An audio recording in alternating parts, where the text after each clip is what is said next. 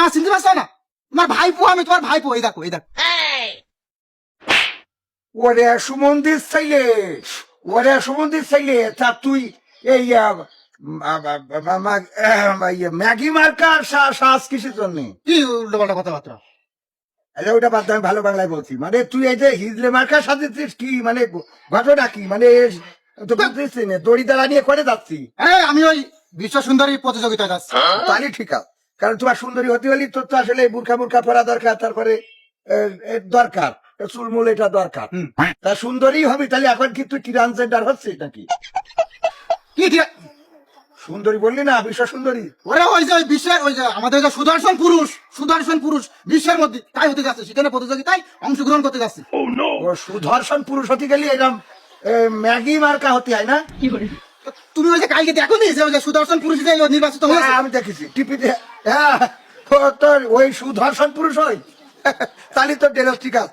আমার একটা দুঃখ জীবনে থাকি গেল, ও যদি সুদর্শন হয় তা আমরা কি এটা? তোমার কথা বাদ দাও, তোমার কথা বাদ দাও। আমি যেখানে যাচ্ছি আমার হ্যাঁ, তুমি অ্যাডলভ না ব্যাডলভ?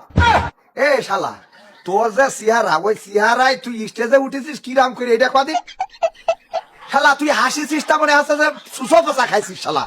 তোর দাঁতের দিকে তাকাই না যায়, দাঁতে ছাতার মাথা পড়ে রয়েছে। তোর বিচার করি, তোর এই সুদর্শন বানাইছে বাংলাদেশের সেরা সুদর্শন। এ কোন ধর্ষকের কাছে আমার একটু এই কোন বিচারক, এই তার কাছে আমার একটু ফোনটা দে। এই হ্যালো, হ্যাঁ তুমি বিচারক? কিসের বিচারক রে তুই? এ সুমন্দির সাইডে বাংলাদেশের সুদর্শন পুরুষ আর খুঁজে পাই না। আরে সালমান শাহ যখন মরে গেছিল, ওর শোকে তোর এই যে 5-7 নারী মহিলা আর মেয়ে ওরা আত্মহত্যা করে আত্মহত্যা খেয়ে মরে গেছিল। এত এত সুদর্শন ছিল।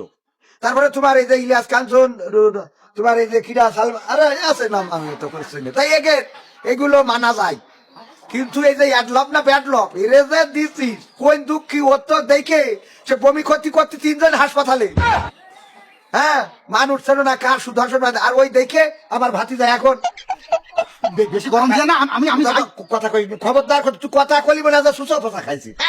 হ্যাঁ, কথা কই ওই করছি কি, তাই এই সব হচ্ছে, কি হচ্ছে আসলে আমি বুঝতেছি না যে দেশের পরিবর্তন হয়েছে, তাই এত পরিবর্তন যে ম্যাগি এখন এসেছে তোমার মেল হয়ে যাচ্ছে। হ্যাঁ, কেমনে হচ্ছে, মানে ফেমেল এসে মেল হচ্ছে, এটা বলছি। হ্যাঁ, নুডলসের কথা কইনি। হ্যাঁ, আর করছি যে আর মেলরা ফিমেল হচ্ছে, মানে কি ঘটনাটা কি? হ্যাঁ, এই সব বাদ দাও, এই সব বাদ দাও। দেশে জনগণের টাকা, জনগণের পয়সা নিয়ে পাকামো করার জন্য তোমাকে চেয়ারে বসানো হয়নি, এটা মাথায় রাখবা।